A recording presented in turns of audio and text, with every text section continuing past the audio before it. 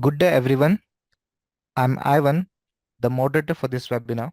I welcome everyone to today's webinar, Pharma 4.0 Next Generation Technology Approach to GxP Products and FDA Compliance. I want to introduce our presenter for today, Caroline Troiano. Caroline Troiano has over 35 years of experience in computer system validation and compliance in pharmaceutical, medical device, tobacco, and other FDA-regulated industries. She is an independent consultant advising companies on computer system validation and large-scale IT system implementation projects. I would now like to hand over the floor to the speaker. Over to you, Caroline.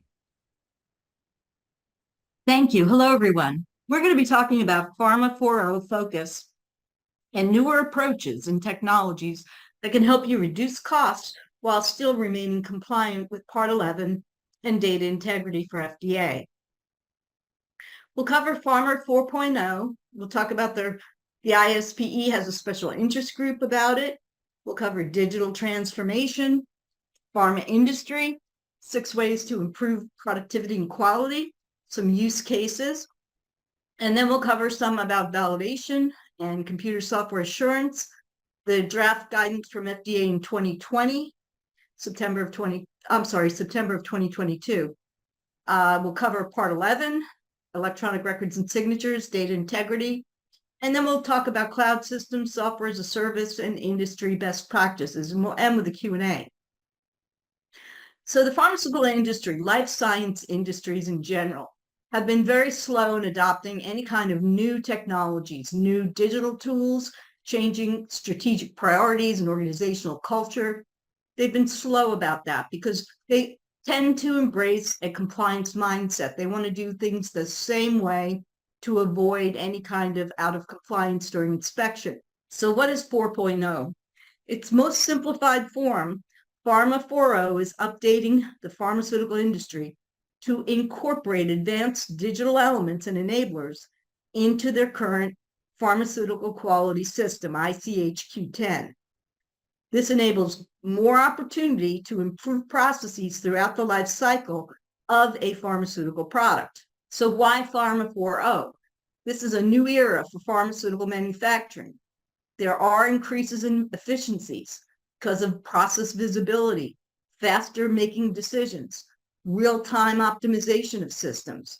That's with advances in automation and robotics, for example. It's really the updating of your industry to incorporate advanced digital elements and enablers into your quality system, enabling greater opportunities for process improvement.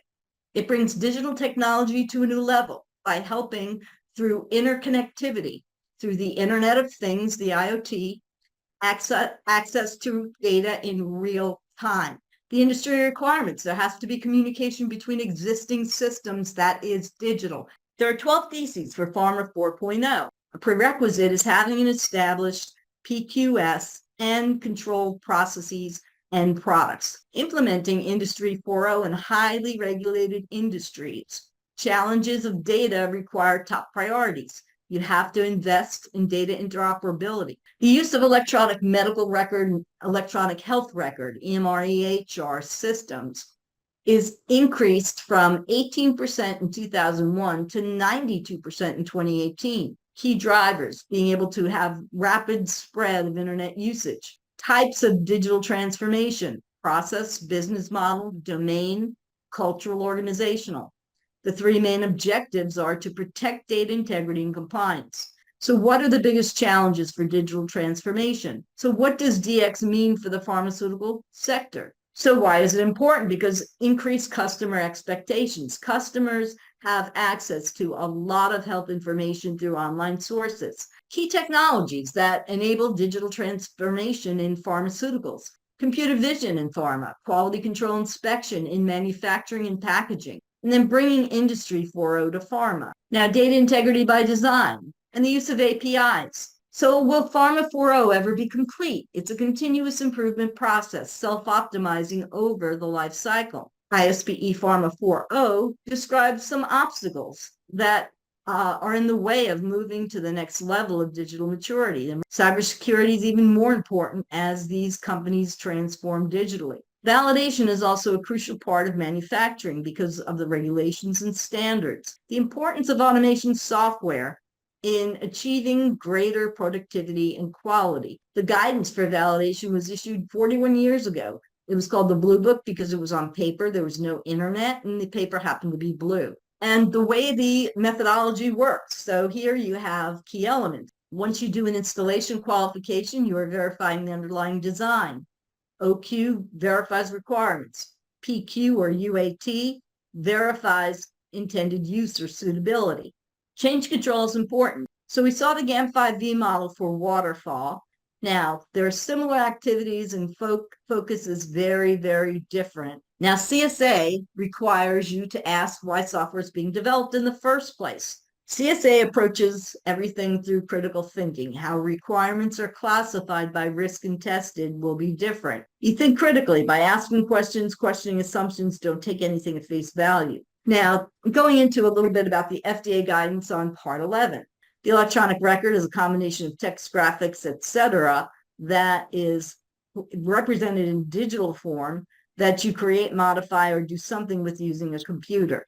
Electronic signature is a compilation of symbols that, when executed, are the legally binding equivalent of your handwritten signature. Now, quality and compliance have to be built into everyday programs. Now, a vendor can provide you with features that help you manage the processes and records that are electronic. Security is physical and logical, so restricting access to a system through external software applications, you want to encrypt data if it's transferred and use a firewall. FDA to give them your documented evidence that your system's Part 11 compliant. There are 3 in particular SOPs required. Alcoa Plus, these are the Alcoa Plus requirements, and similar to the chart for Part 11, you could have these requirements as a subset. The integrity violations, you can see almost a 5-fold increase going from 10 to 12 and then from 13 to 15. Key root cause of the data integrity issues was, as I mentioned, staff shortage, excessive workload. You can mitigate data integrity risk by having a culture of integrity and accountability. SOC 2 compliance, proliferation of cloud-based security threats. You want to validate, you want to audit your vendor, know their capabilities, understand their maturity. And now we have things like SaaS. SaaS, more recently, is a third party hosting it on a cloud server. Have a corporate culture, encouraging owning up to mistakes without retaliation. Make sure everybody's appropriately trained, make it mandatory. Have internal audits. Let your quality organization be your frontline defense. So that concludes the presentation. Okay, thank you, Caroline. And that concludes the session for today. And thank you everyone for participating. And now you may all disconnect. All of you. You may have a good day ahead. Bye-bye. Bye-bye. Thank you. Have a good one, everyone. Thank you.